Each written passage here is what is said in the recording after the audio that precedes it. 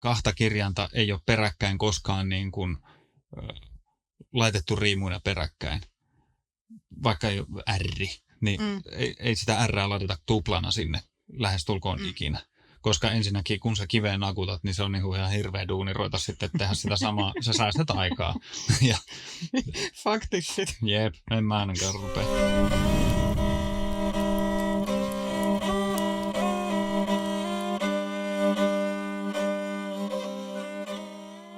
Ohoi, merkkeihin ja maagiaan uskovat. Tervetuloa Muinaismieli-podcastiin. Mä olen Jussi, Where's My Bible -yhtyeen sekä Anima Hereticae -yhtyeen uskomattoman kova, karismaattinen, hyvän näköinen, mahtava örinälaulaja ja soitan myös muinaissoittimia. Hän on Jussi, hän on paras. Ja minä olen puolestani Johanna. Tähän mennessä olen esittäytynyt muun muassa Where's My Bible -yhtyeen suurimpana fanina, historiasta hyvin kiinnostuneena ihmisenä, monessa mukana olevana. Ja tämän jakson tullessa ulkoa meillä saattaa olla muitakin uutisia ollut jo tässä välissä. Mutta Muinaismieli on podcast, jossa minä Jussin kanssa sukellan syvälle pohjoisen menneisyyden tarinoihin. Me puhutaan esi- ja varhaishistoriasta lähtien, keskiajasta, viikingeistä, mytologioista, magiasta, taikuudesta, metallimusiikista kiinni. Kyllä, kaikkea sitä, mikä on joskus ollut tarua, joskus totta, mutta aina kiinnostavaa.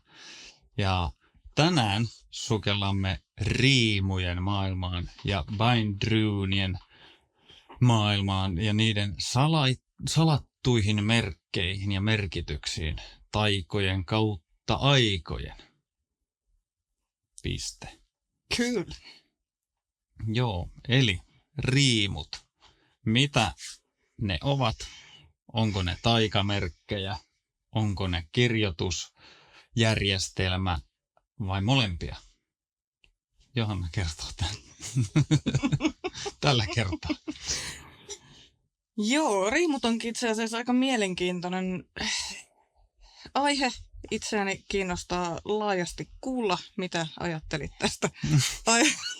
Jussi, käänsit takaisin. Piru viekö? Kyllä. No hitta. Joo. Okei. Jos tosissaan, niin riimut on ennen kaikkea kirjoitusjärjestelmä. Pohjois-Euroopan alueelta käytössä ollut noin 150-1500 jälkeen ajanlasku. Et puhutaan oikeasti aika törkeä vanhasta kirjoitusjärjestelmästä. Riimusta on vähän puhuttu jo aikaisemmissakin jaksoissa riimukivien muodossa, mutta itse riimuista ei olla vielä puhuttu. Ja niiden käyttö, riimujen käyttö noihin aikoihinkin, niin se on ollut ihan tosi arkista. Niitä on käytetty, kuten sanoin, riimukivissä ja muistoesineissä riimutikkuina. Et kun se on ollut tosi laaja kirjoitusjärjestelmä noihin aikoihin, toki sitä on Pohjoismaissa kirjoitettu talteen eri tavalla ja tosi vähän, kun sitten taas muualla, kun on kirjattu eri tavalla ylös paperille, kun täällä ei ole käytetty silloin paperia esimerkiksi, niin ei ole sellaista kirjoitusjärjestelmää ollut, mutta on ollut nämä riimut, millä on sitten tehty riimukaiverruksia puuhun, kiviin, etc. -tyyppisesti.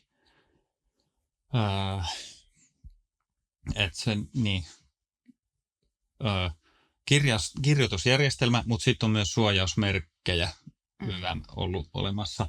Ja itse asiassa sana runö, miten se lausutaan, niin tarkoittaa salaisuutta kautta kuiskausta tai mysteeriä, mistä päästään mun mielestä tosi kiehtovaan juttuun.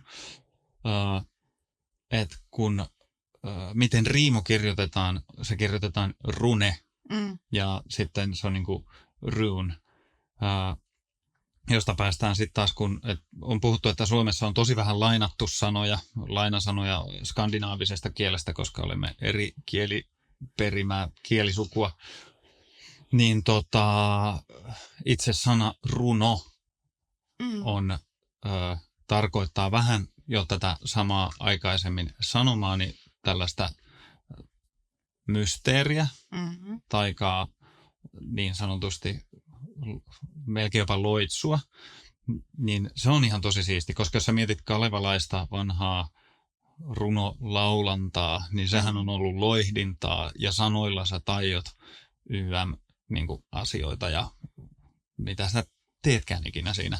Niin pieni plotvisti pitää heittää Where's My Biblein tässä kohtaa, koska meidän uusin tuorein levy Kave, siellä löytyy kappale nimeltä Runo. Ja tämä runo on tarkoituksella juurikin kirjoitettu runona sinne tällä ajatusperiaatteella, että se on riimu kautta taikasymboli tai mysteeri, salaisuus. Niin se on vähän niin kuin riimuna siellä runo.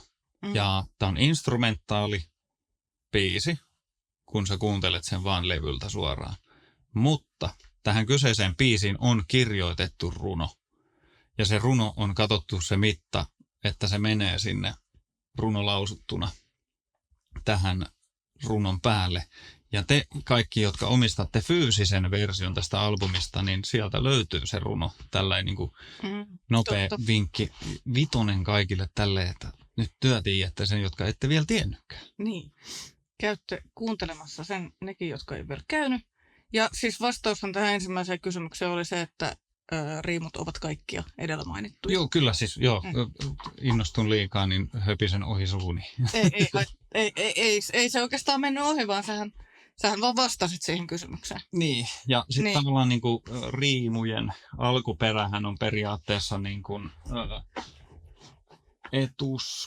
etruskilaisperäinen latinalaisissa aakkosjärjestelmissä, niin kuin, mä en nyt osaa lausua sitä oikein, koska olen pöliä, mutta siis se on niistä niin kuin lähtöisin, että se ei ole niin kuin suoraan keksitty mistään, vaan se on sieltä syntynyt luultavasti hyvin isolla todennäköisyydellä. Ja etruskit, jos haluaa tietää mitä ne on, niin se on niin kuin Italian niememaalla 700, mitähän se oli, 700 sanotaanko vaikka nyt 1000 ennen ajanlaskun alkua. Et puhutaan oikeasti tosi vanhasta kirjoitusmenetelmästä. Et silleen niin kuin puhutaan, että kun kaikki aina kehittyy ja menee eteenpäin, että on tavallaan ehkä sieltä lähtökotaisin. Mutta riimujen muoto vähän on sit muuttunut siitä, mitä se on ollut siellä. On, ja sitten jos mennään niin kuin, mitä ne on ollut alun perin näillä main, niin ne on ollut, puhutaan, kun jaetaan nyt periaatteessa vaikka kahtia, mutta niitä ei voisi niin kuin jakaa kahtia, koska niitä on paljon eri riimuja eri alueilla. Mutta siis esimerkkinä vanhin on Elder Futhark riimujärjestelmä. Siihen se oli 150-800 jälkeen ajanlaskun. Jaa. Niin Skandinaaviassa ja Pohjois-Saksassa vanhimpia käytettyjä niin kuin, riimujärjestelmää. Siihen kuuluu 24 riimua tähän Elder Futharkiin. Ja vanhin löytö Elder Futharkista on Tanskasta, Miakasta, Vimose Miakasta. Ja se on, mitähän mä valehtelisin tähän, 150 jaa. Toistaiseksi vanhin. Niin kuin ainakin jos mä oon väärässä, niin kaikki te korjaatte siellä, mutta... Ei, kun mä oon sitä mieltä, että näitä tulee löytyä lisää. Joo, varmasti löytyy. Ja kun koko ajan löytyy Suomestakin koko aika, niin se ei ole vain... Eli periaatteessa ajoitus on tehty sen perusteella, eli vanhempaa ei löytynyt, eli sitä ei voi todistaa, että ei voisi olla vanhempiakin. Niin, periaatteessa, jep. Ja sitten tosiaan toi... vitsi, mä oon kyllä ärsyttä. Ei, toi on hyvä, koska se... Saatan myös kompastua näissä omissa jutuissa, niin sitten mä vaan saan liekkiä täältä. Ei, kun lähinnä tiedeyhteisö varmaan on tosi iloinen näistä. Ettikää lisää mutta siis niitä siis kaikkea löytyy niin paljon koko ajan, että tätä nyt on tietysti tämän podcastin aikana jo useamman kerran sanottu, mutta niin. Jatkakaa, olkaa hyvä. Joo. Mitä muita oli? Elder Futharkista ehkä jatkaisin vielä toistaiseksi sillä, että se on periaatteessa jaettu 3 eri niin kuin kategoriaan. Aetriin. Eli Freyin kautta Friggin ätti 8 ensimmäistä riimua. Sitten on 8 seuraavaa riimua on Heimdallin ätti. Eli 8 seuraavaa riimua. Ja sitten on 3 viimeisintä on Tivasin kautta Odinin ätti. Ne on jaettu tolle niin kuin 3 osaan, mutta ei niin kuin, siinä ei ollut mitään sellaista ylimalkaa käsittääkseni, sellaista ylijumalallista suosiota sille, että nämä ovat näiden osioita, koska Hail Odin, vaan se on ollut vaan yksinkertaisesti helpoin muistaa, kun ne on jaettu 3 eri kategoriaan. Et toki siellä on varmasti sitten se myyttinen puoli totta kai mukana jollain tapaa ja jonkunlainen taikausko siihen messiin. Ja mutta 3 jaollisuus muutenkin ollut aika Niin, vahvasti tuossa. just tämä on hauskaa, että siitä tulee taas se 3 jaollisuus Kyllä. siihen. Kaikkia riimoja en todellakaan nyt rupea tässä luettelemaan. Saatte hakea ne ihan itse netistä, jos ette. No, ehkä me laitetaan ne riimut sitten nettiin, jos käyttäydytte hyvin. Mutta eteenpäin, niin sitten, koska asiat muuttuu, asiat kehittyy, maailma kehittyy, niin Vuosisatojen saatossa. niin. Elder Futharkista päästiin sitten Younger Futharkiin. Niin siellä sitten taas on karsittu ylimääräisiä riimuja pois heittomerkeissä, koska kirjaimia on liikaa ja kirjoittaminen liian työlästä. Oletettavasti oikeasti niin työläisyyden takia niin karsittu ja tästä jäi niin kuin 16 riimua jäljelle Younger Futharkiin. Mistä päästään sitten taas myös tähän, että kun ihmiset hakee netistä riimuja, niin se teet kirjoitanpas riimuilla. Tosi moni rupeaa kirjoittaa Elder Futharkia. Se on yksinkertaisesti tosi helppoa kirjoittaa sillä. Mutta se ei ole ollut sellainen niin kuin, kun on sillä kirjoitettu, mutta se ei ole ehkä tänä päivänä sellainen kaikkein järkevin tapa kirjoittaa. Ja se, kun se ei ole yksinään sellainen yksiselitteinen, että kun niihin liittyy myös se, miten se äännetään, niin Younger Futhark on fiksumpi tapa, jos yritätte kirjoittaa jotain, mutta sielläkin kannattaa muistaa se, että kun on niitä kirjaimia tosi paljon ja se ääne liittyy siihen tosi paljon, niin se ei myöskään ole niin silleen, että okei, että tässä on nämä kirjaimet, tähän tulee nämä riimut, vaan siihen tulee myös se äänen muunnos. Siksi on ihan tosi vaikea ruveta miettiä, että miten ne tehdään, joten olkaa tarkkoina, kun rupeatte kääntelemään, mutta aina pitää leikkiä niillä.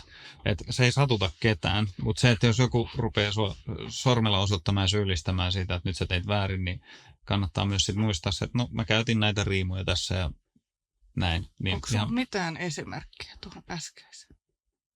Esimerkkinä vaikka otetaan englanti, koska ihmiset nykyään kirjoittaa hirveästi englannista, niin the-sana, T-H-E, niin siitä ottaa tosi moni heti silleen, kirjoittaa riimut, että divas ja hagalas ja ivas. Eli T-H-E, mutta kun se ei mene noin, vaan esimerkkinä suoraan noissa riimuissa on jo yksi riimu, mikä on TH.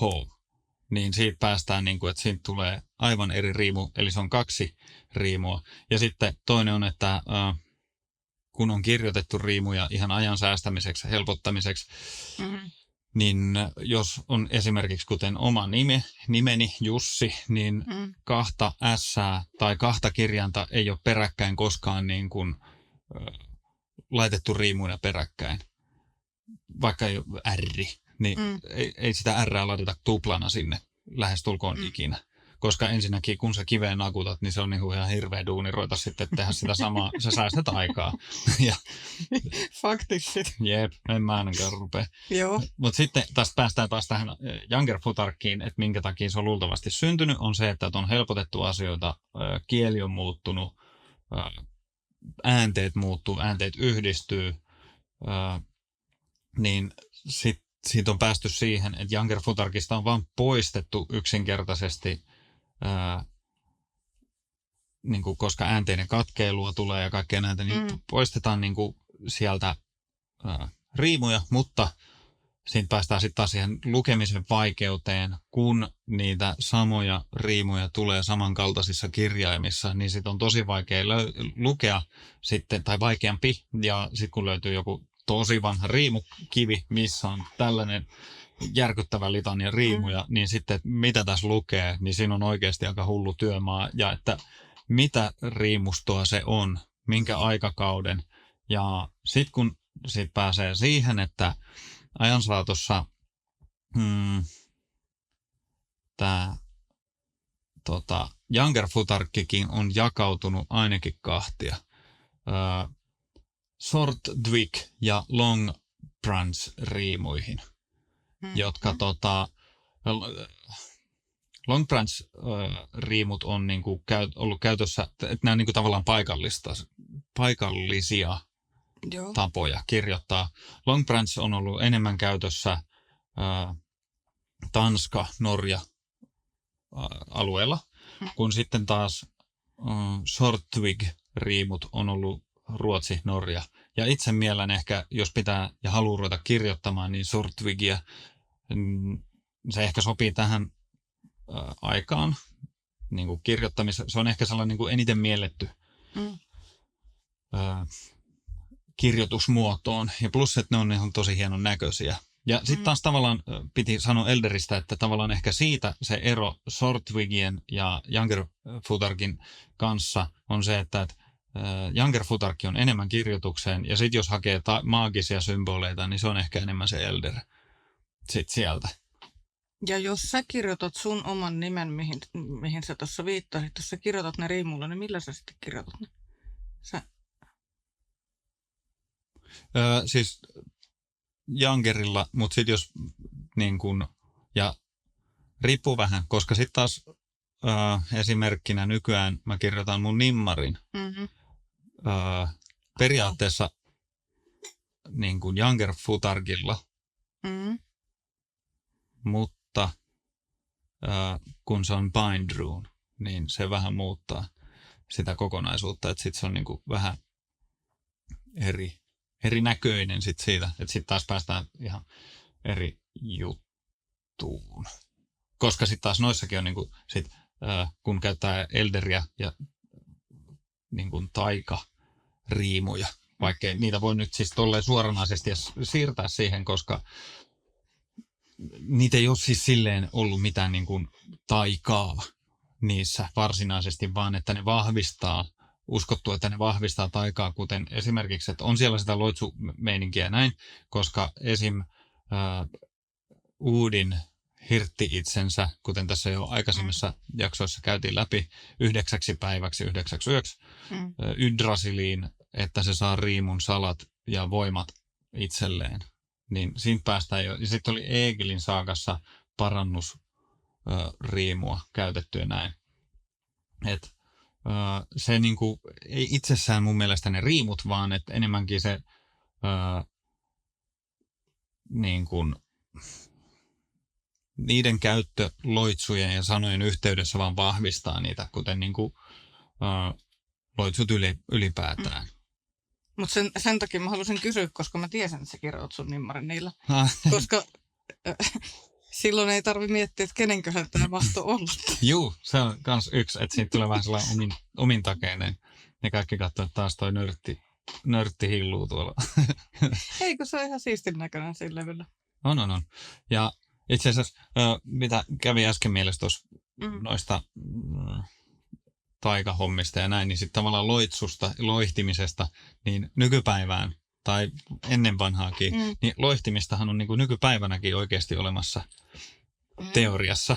Että tavallaan, että noilla sä voit vaan vahvistaa sitä, mutta se on ollut sitä sananmahtia aina Kyllä. silloinkin.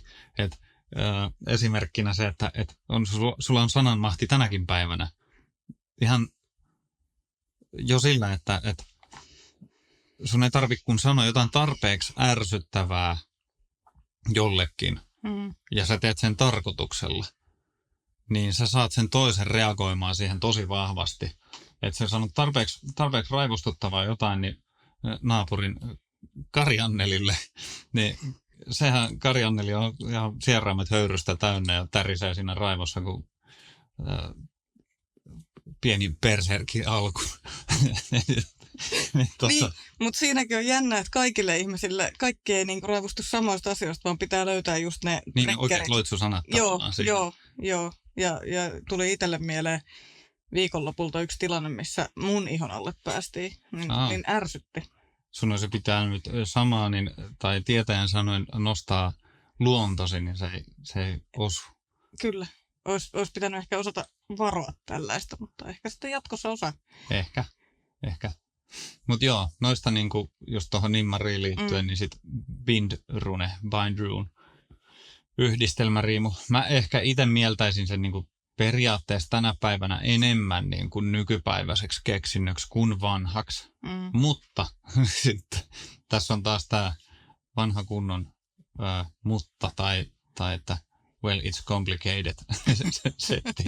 Mutta siis kun Bindrune yhdistelmäriimuja on löytynyt niin kuin,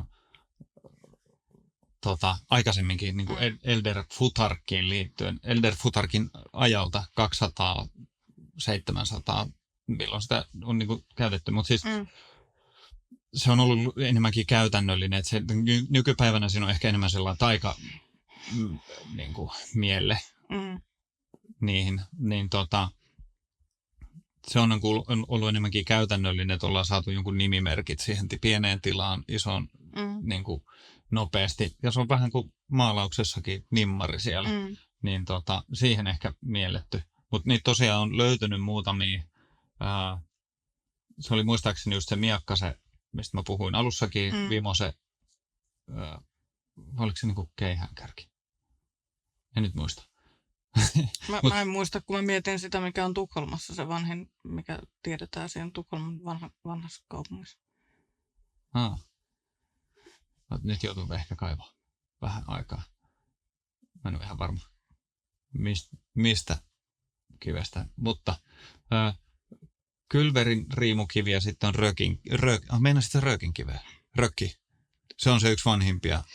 No siis, mä ennen tätä, kun ruvettiin kuvaamaan nyt, niin en edes tarkistanut, mutta tuli vaan siis mieleen, että siellä on semmoinen. Joo, kun siis röökinkivi, niin se riimukivi, niin se on yksi vanhimpia ja siinä on Bindrunea myös löytyy. Mutta joo, mä en uskalla nyt sanoa yhtään mitään, mutta siis tää oli tällainen niinku Ruotsin laivaturistien juttu, että sinne pääsee siitä ja sinne on aika helppo, niinku, siis sinnehän on ohjeet sinne niinku vanhaan kaupunkiin. Niin. Se on niinku. Joo. Kaikille Ruotsin laivaturisteja, käykääpä siellä, niin voitte sanoa. Puhumme aika varmasti samasta. Todennäköisesti, joo. Mutta tuohon just Bindrun nykypäiväajatukseen, niin sen mä miellän ehkä enemmän silleen niin kuin Bindrun tavallaan, että jos sen ottaa tolleen, niin se on jo vanha, mutta sitten taas tavallaan se sellainen taikainen symboli, niin se on ehkä enemmänkin just 1900-luvun juttuja.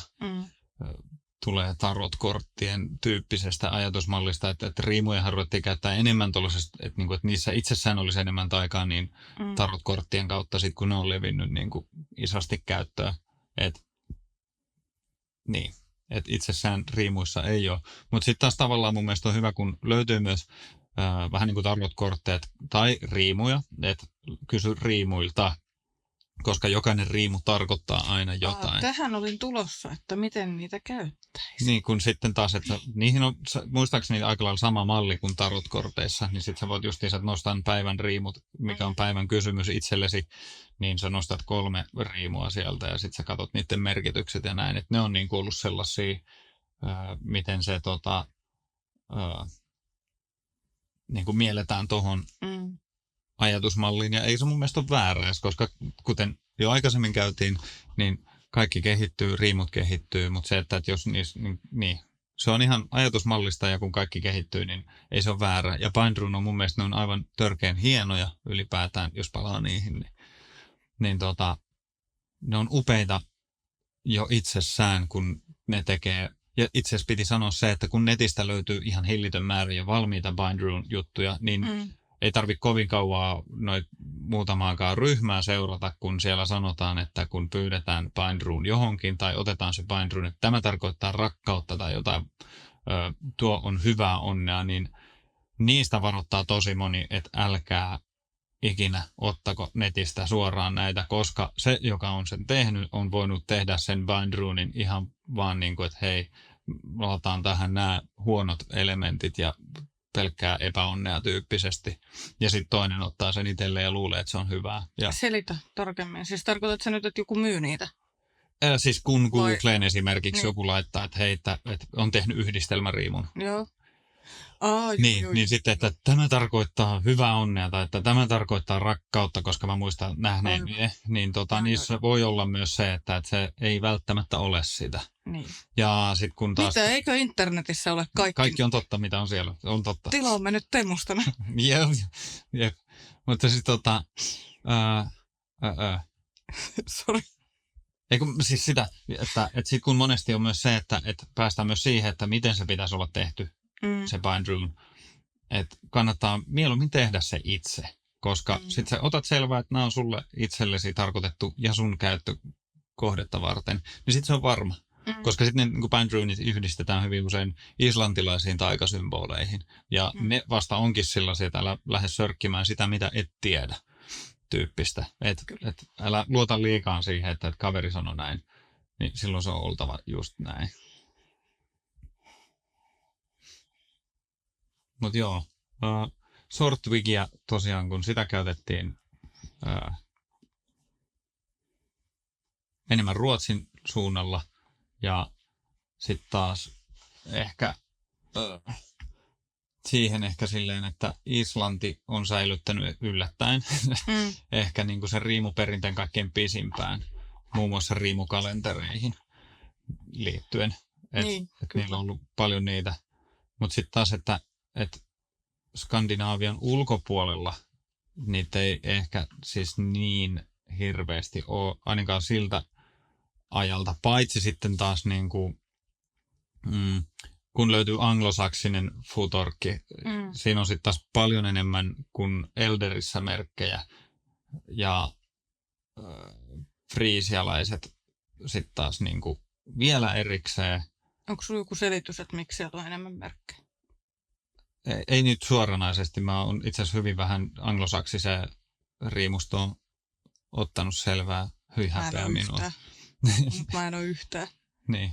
Mutta se varmastikin liittyy kirjainjärjestelmään ja siihen, että heillä on ollut eri tapa puhua asioista ja näin. Niin olettaisin, että se on silleen. Mutta sitten Mä mietin sitä, että onko niitä jotenkin niinku kaiverrettu johonkin helpompaa alustaa kuin kivet.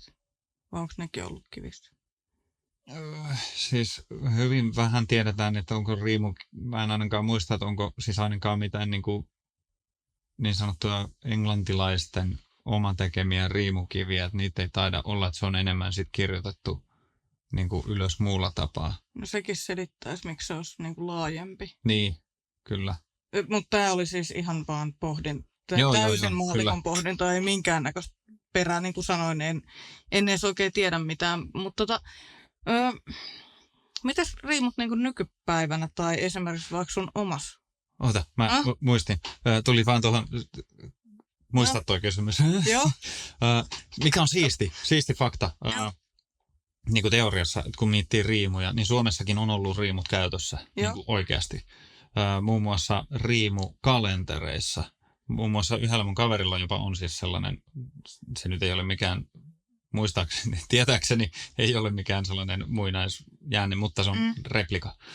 Niin riimukalenteri, ja sinne on kirjoitettu riimuilla niin kuin vuoden kierto, niin ne on ihan törkeän hienoja. Niin Suomessakin on ollut riimuja käytössä, niin mä en epäilisi yhtään, etteikö täältä löytyisi muuten sitten riimuhommia. Tai sitten jos täällä on käytetty riimutikkuja, kuten muuallakin niin kuin kirjoitettu, niin tähän Suomen maaperään on siitä hienoa, että koitapa löytää semmoinen. Niin. Tästä on muuten varmaan aiemminkin mainittu Kirsti Runaviikhan on nyt tekemässä sitä riimukirjaa, niin tästä varmaan saadaan sitten siis suomenkielinen tietokirja aiheesta. Nyt en muista milloin se julkaistaan, mutta Kirsti sitä tekee tällä hetkellä. Niin siinä varmaan tulee lisää. Mutta siis kysymys oli, että miten ne nykypäivänä ja esimerkiksi vaikka niin kuin sinun omassa elämässäsi, miten käytät riimuja tai missä ne näkyy tai muutakin kuin nimmareissa. Niin. No siis itsellä se nyt on ihan sitä, että kun oli puhdas into siitä, että ei mitä nämä on ihan törkeän siistejä ja maagisia, että tavallaan vähän kuin salakieltä.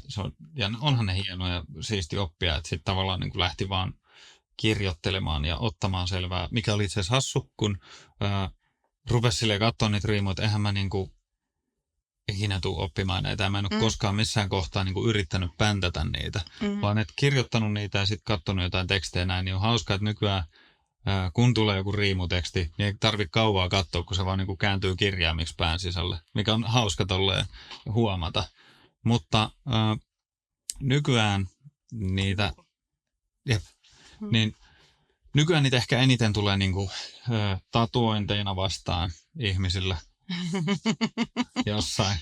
Ja sitten niinku, populaarikulttuurissa, peleissä, kaikki tälleen, että silleen ne elää niinku vahvasti nykypäivässä. Mutta sitten niin, sitten 1900-luvun jälkeiset tällaiset okkultistiset ryhmittymät on sitten taas ottanut niitä omaan sellaiseen maagiseen käyttöön ja tuonut sen taikaelementin. Ja sieltä on varmaan taas päästy niinku tähän tarot-ajatus-tyyppiseen taika-bindruun meininkeihin. Onko riimuus jotain samaa kuin hieroglyfeissä Egyptissä? On. Siis siinä, mä en muista, oliko se Nordic Mythology podcastissa, yksi kovimpia podcasteja, niin siellä oli yksi riimujen tutkija, niin se just puhui sitä, että niissä on niin kuin lähde periaatteessa luultavasti just sieltä. Niin, että ne on niin kuin ensimmäisiä riimuja. Mä en muista nyt justiinsa, että kun puhuin alkuun niistä riimuista, mutta kun sitten siinä oli se, että joku just näihin hieroglyfeihin, että liittyen oli myös. Niin, että sieltä ne lähtöisin olisi, että ne on tosi erinäköisiä, mutta kaikkihan on muuttunut ja muovautunut. Ja sitten nykypäivänä meillä on emojit kaikissa viesteissä. Niin, se periaatteessa voisi olla niin kuin vanha ajan riimutyyppinen. Ja sitten toki nykyaikaan, siis tämä nyt ei ole enää nykyaikaa, no on se.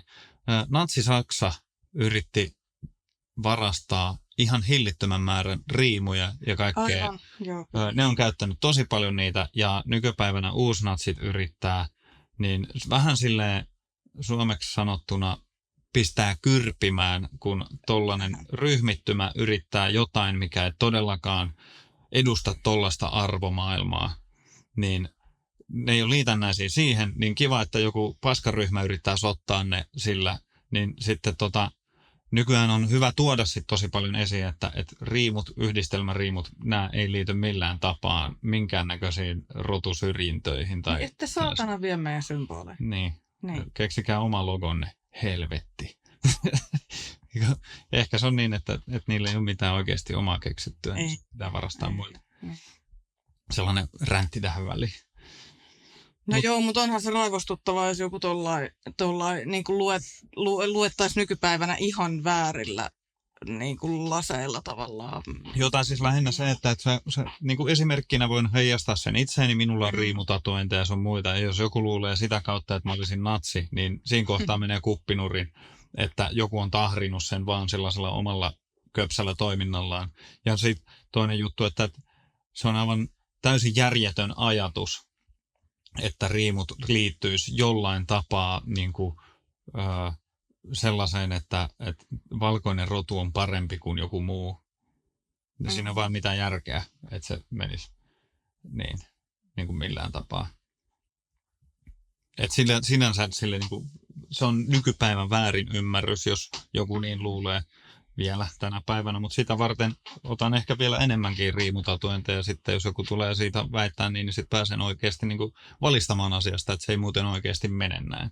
Onko sinulla joku noista tatuoinneista, minkä sä erityisesti haluaisit tuoda esiin. Kun niitä muutama tuossa. Niitä on niin paljon, että ei mulla kyllä ehkä silleen suoranaisista, että noilla uusnatseilla niillä se on hyvin usein, että siinä on vaan sit niinku yksi riimu tai kaksi riimua, että sitten taas kun itsellä on niinku ihan riimutekstiä, niin se ei silleen, mutta sitten jos ottaisi niinku jonkun yhden ison riimun, niin sitten pääsisi ehkä siihen, että... Otsaan. Niin, joo. Otsa on iso riimu. Mutta mulla oli äsken joku mielessä... Pilasin sen. Niin, eikö se noihin niinku ihan riimukirjoitukseen siis sille, että kun se on hauska, kun sit on niinku käytetty kirjoitusjärjestelmän niinku kautta aikojen, niin on ollut, tai siis tänä päivänäkin löytyy, mä en muista missä se kirkko oli,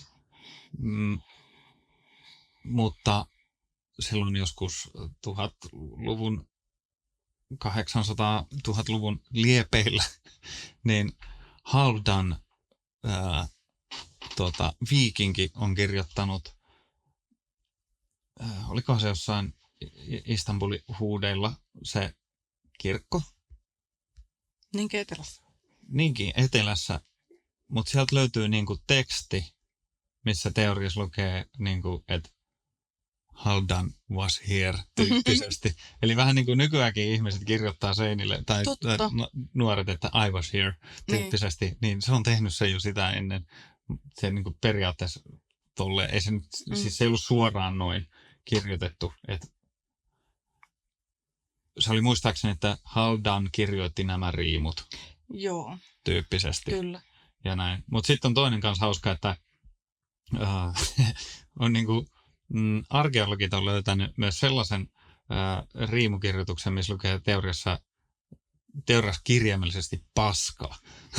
Ja mä haluaisin tietää, että mistä se tilanne on tullut, mistä siihen on päädytty, kuka sen on kirjoittanut justiinsa. Mä epäilen, että se on pakko olla löytynyt Oulusta, koska paskakaupungin. Niin. Terkut Oulusta kaikki. Paitsi, että siinä riimutekstissä on niinku luki Thor Sarithu tai jotenkin näin. Anteeksi taas kielenkäyttöni. Mutta se olisi niinku teoriassa, että Thor haisee. Niin, miten se on suututtanut sen ihmisen, että se uskaltaa ensinnäkin uhmata Thoria ja kirjoittaisi, että Thor, sä oot ihan mälsä jätkä tyyppisesti. Niin se sinänsä, tämän haluan tietää. Kyllä. Sen jutun, koska siinä on hyvin iso ja laaja repertuaari tuossakin sitä, että mitä on tapahtunut, missä on tapahtunut ja kuka, mutta kyllä. Se on huikea. Mutta siis sellainen, että nykypäivänä I was here -tyyppinen on sama kuin Halfdan on kirjoittanut. Ja jos en väärin muista, niin tässä Vikings Valhalla-sarjassa oli viittaus tuosta samaisesta tekstistä, mutta mä en itse liputa sen sarjan suhteen, koska se on aika fantasiapaukku verrattuna siihen, että se olisi niinku historiallisesti oikein tehty. Onhan se visuaalisesti hieno monella saralla, mutta sitten se on taas muuten vähän niin ja näin. Luulen, että tähän me varmaan palataan. Oliko sulla noista niinku riimuista tälleen tähän kohtaan jotain lisättävää?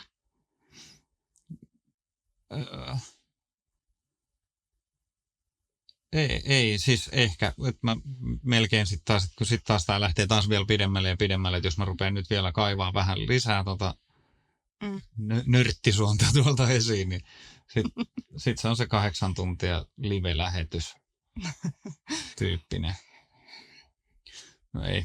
Mutta mä luulen, että tähän on ehkä hyvä lopetella tällä kertaa taas. Anteeksi siitä, kun asiat jää aina kesken, mutta se on meidän tapa. Jättää nämä jaksot auki. Olemme ilkeitä siitä.